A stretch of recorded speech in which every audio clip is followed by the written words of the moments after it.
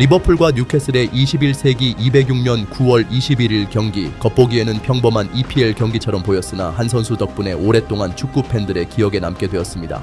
경기 79분에 차비 알론소는 자기 진영에서 공을 가로채고 몇 걸음을 앞으로 나간 후 갑자기 상대 골키퍼 스티브 하퍼의 방심을 시험해보려고 마음먹었습니다. 골대까지 약 60m가 있었지만 스페인 선수는 상대를 완전히 당황하게 만들어 안필드 로드의 열광적인 박수를 받을 자격이 있었습니다.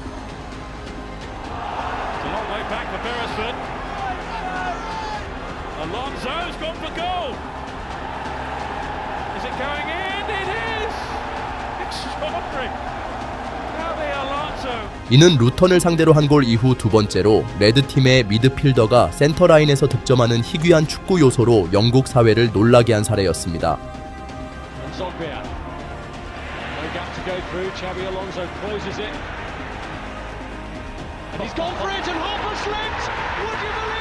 오늘의 영상에서는 차비 알론소의 경력을 다룰 것입니다. 그는 언제나 침착하고 신중하며 균형 잡힌 플레이를 선보였으나 그럼에도 불구하고 그의 경기는 진정으로 천재적이었습니다. 하비에르 알론소 알라노는 축구가 삶의 필수적이고 중요한 부분으로 여겨지던 가정에서 태어났습니다.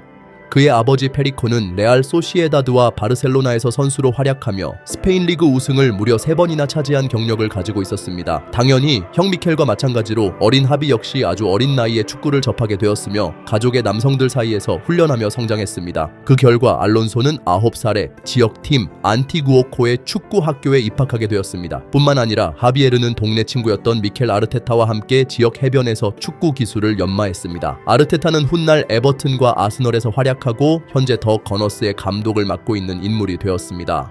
두 소녀는 안티구오코 미드필드에서 함께 뛰며 언젠가 바스크 지방의 명문팀인 레알 소시에다드를 대표하는 꿈을 꾸었습니다. 그러나 그들의 길은 결국 갈라지게 되었습니다. 알론소는 영어를 배우기 위한 교환 프로그램으로 아일랜드로 떠났고 귀국 후 아르테타로부터 충격적인 소식을 듣게 되었습니다.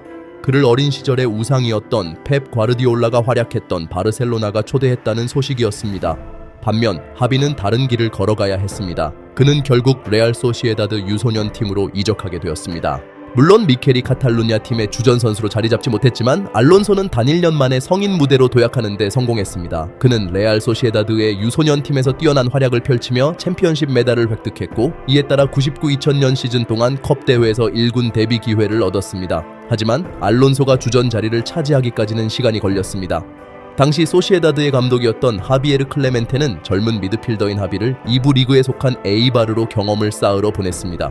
하비의 2부 리그 활약은 그의 경력에 결정적인 역할을 했습니다. 새로 부임한 소시에다드 감독 존 토셰크는 하비의 나이에 비해 성숙하고 신중한 플레이에 깊은 인상을 받아 그의 임대를 조기 종료시킬 것을 요구했습니다. 더 나아가 웨일스 출신 감독은 하비를 단순히 주전 선수로 기용하는 것을 넘어 그에게 주장 완장을 맡겼습니다. 이는 토셰크 감독에게 있어 위험하고 어느 정도 모험적인 선택이었지만 완전히 성공적인 결과를 낳았습니다. 젊은 미드필더인 알론소는 팀의 안정감과 자신감을 불어넣었고 덕분에 소시에다드는 강등권에서 벗어나 리그에서 14번째로 시즌을 마칠 수 있었습니다. 토셰크 감독은 언론 인터뷰에서 감탄을 감추지 못하며 말했습니다.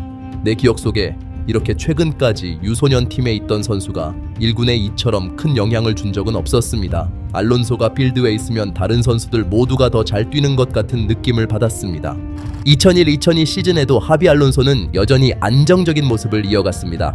하지만 흰색과 파란색 유니폼의 팀은 대부분의 시즌 동안 강등권에 머물렀고 이는 결국 웨일스 출신 감독의 퇴진으로 이어졌습니다. 그렇지만 전년도와 마찬가지로 시즌 막판의 성공적인 반등 덕분에 소시에다드는 다시 한번 중위권에서 시즌을 마감할 수 있었습니다. 산세바스티안 구단의 경영진은 성적을 더욱 개선하고자 이적 시장 동안 팀의 감독으로 레이날드 데누아를 선임했습니다. 프랑스 출신 감독은 이미 고국 리그에서 겸손한 구단 낭트를 챔피언으로 이끈 경력을 가지고 있었지만 아무도 그가 흰색과 파란색 유니폼을 입은 팀과 함께 거의 비슷한 업적을 이룰 것이라고는 예상하지 못했습니다. 2002-2003 시즌은 소시에다드의 최신 역사에서 진정으로 상징적인 해가 되었습니다. 프리메라 리가의 치열한 경쟁 속에서도 바스크 팀은 시즌 마지막까지 마드리드 레알과 금메달을 놓고 경쟁했으며 결국 단 2점 차이로 아쉽게 준우승에 머물렀습니다. 하지만 가장 놀라운 사실은 이 타이틀 경쟁이 하비 알론소가 태어난 이후 흰색과 파란색 팀에게 처음 있는 일이었다는 점입니다. 특히 그의 눈부신 플레이가 팀이 이토록 뛰어난 한 해를 보낼 수 있도록 해주었습니다. 분명히 챔피언스 리그 진출은 소시에다드에게 역사적인 성취이자 하비에게도 중요한 경험이 되었지만 반면 팀을 여러 대회에서 경쟁해야 하는 어려운 상황에 처하게 만들기도 했습니다. Xabi Alonso remata de cabeza al fondo de la portería de Contreras, un córner botado por De Pedro. 바스크 팀의 선수층은 그러한 도전을 감당하기에 충분히 깊지 않았습니다. 그 결과 프리메라 리가에서 성적이 급격히 악화되었고 2003-2004 시즌에는 최종적으로 15번째 자리에 머물렀습니다. 그러나 이로 인해 하비 알론소의 평판은 전혀 훼손되지 않았습니다. 오히려 그를 영입하려는 시도가 레알 마드리드에서 이루어졌으나 그는 동양 출신 감독 라파엘 베니테스가 이끄는 리버풀을 선택했습니다. 운명의 장난처럼 그해 여름 2004년에 소시에다드는 미켈 아르테타를 영입했지만 두 어린 시절 친구가 같은 팀에서 뛰는 일은 끝내 이루어지지 않았습니다. 하비 알론소의 커리어와 리버풀의 역사 모두에서 새로운 시대가 시작되었습니다. 발렌시아의 전 감독은 메르시사이드 팀의 전술을 완전히 재구성하며 전술적 훈련에 중점을 두었습니다. 알론소는 안개 낀 알비온에서 성공적으로 데뷔했지만 시즌 도중 심각한 부상을 당하며 몇 달간 경기에 나설 수 없었습니다. 그러나 그는 중요한 순간에 복귀했습니다. 바로 챔피언스 리그 플레이오프 기간이었습니다. 하비는 팀이 4분의 1 결승에서 유벤투스를 꺾고 이어 첼시를 물리치는 데 큰 기여를 했습니다. 그리고 그의 커리어에서 가장 기억에 남는 경기 중 하나가 된 밀란과의 결승전이 찾아왔습니다. 전반전에 로소네리가 3골을 넣으며 리드를 잡았지만 후반전 리버풀은 믿을 수 없는 컴백을 이루어내며 승부를 승부차기까지 끌고 갔습니다. 특히 알론소는 이탈리아 팀을 상대로 3번째 골의 주인공이 되었습니다. 페널티킥을 놓친 후 재빠르게 리바운드된 공을 골망에 꽂아 넣은 것입니다. 이것은 제 프로 선수 생활 중 최고의 순간입니다라며 감격에 찬 감정을 나눈 그는 리버풀의 역사적인 승리에 중요한 요소가 되었습니다. 스티븐 제라드와 함께 그는 미드필드에서 강력한 기반을 형성하며 메르시사이드 팀의 성공을 뒷받침하는 핵심적인 역할을 했습니다.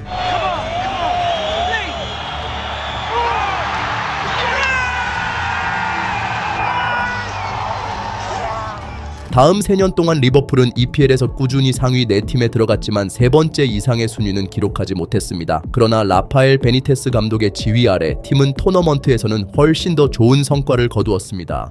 2005-2006 시즌에서 레드는 FA컵을 우승했고 그 다음 해에는 같은 밀란과 다시 챔피언스 리그 결승에서 만났지만 이번에는 정당하게 패배했습니다.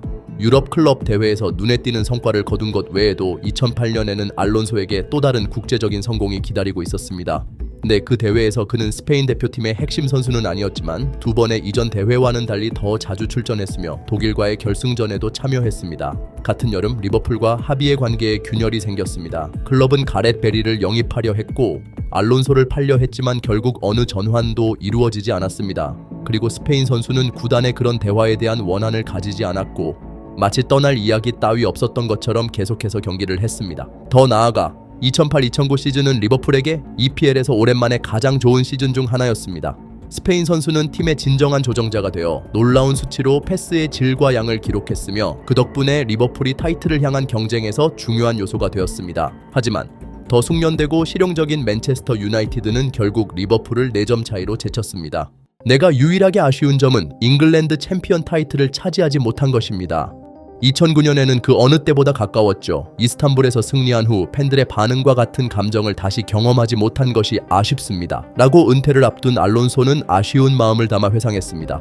어쨌든 그 시즌은 하비의 엠필드 로드에서의 마지막 시즌이었습니다. 리버풀과 그 선수 모두 레알의 제안을 받아들이게 되었고 결국 레알은 그들의 오랜 목표를 달성하고 하비를 영입하게 되었습니다. 레알 마드리드는 클로드 마켈렐레가 떠난 후 몇 년 동안 안정적인 수비형 미드필더를 찾지 못했으나 알론소를 영입함으로써 이를 해결했습니다. 알론소는 영국에서 그저 뛰어난 재능을 가진 선수였지만 고국으로 돌아갈 때는 이미 완벽한 선수로 자리 잡고 있었습니다. 정확하고 시기적절한 패스를 길이 상관없이 잘 전달하는 능력 덕분에 하비는 세계 최고의 선수 중 하나로 꼽혔습니다. 또한 그의 차분한 태도는 동료들에게 큰 자신감을 주었습니다. 알론소의 또 다른 장점은 경기력의 하락 없이 장기간 안정적으로 경기를 이어가는 능력이었는데 이는 레알에게 매우 중요한 요소였습니다.